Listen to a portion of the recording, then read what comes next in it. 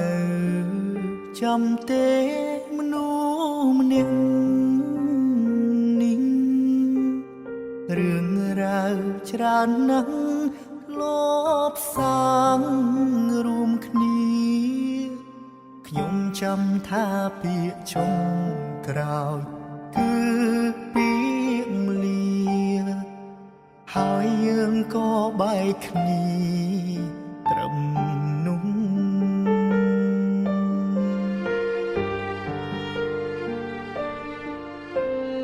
ជាយាមខំបំភ្លេច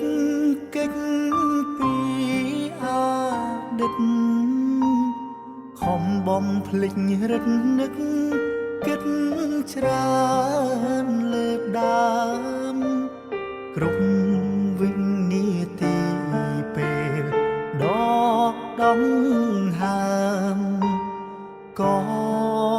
ចាប់ផ្ដើមនឹកគេ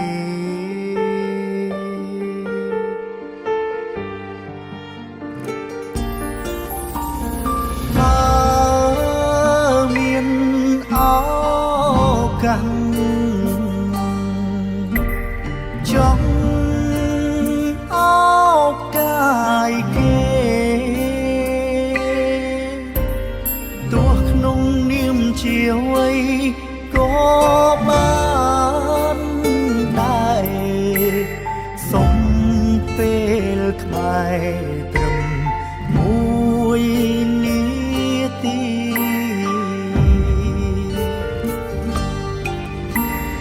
នឹកអូនខ្លាំងណាស់ដឹងតែពំងារយប់ជ្រៅសន្សាមធ្លាក់ទឹកភ្នែ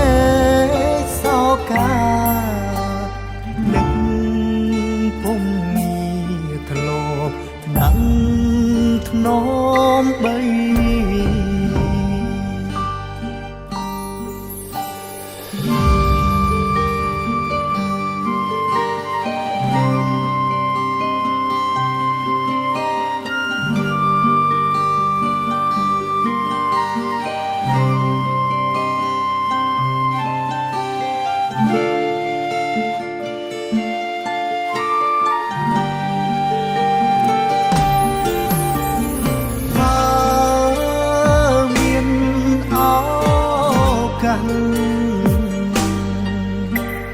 ចង់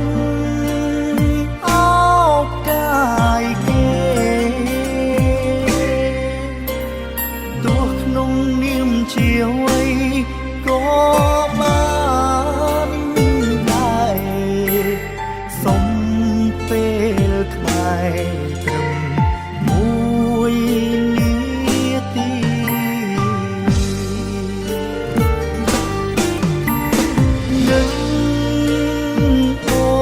ខ្លាំងណាស់ដឹងតែពំងារយប់ជ្រៅសន្សាមធ្លាក់ទឹកភ្នែកសោកានឹកពំងារធ្លាប់ដឹង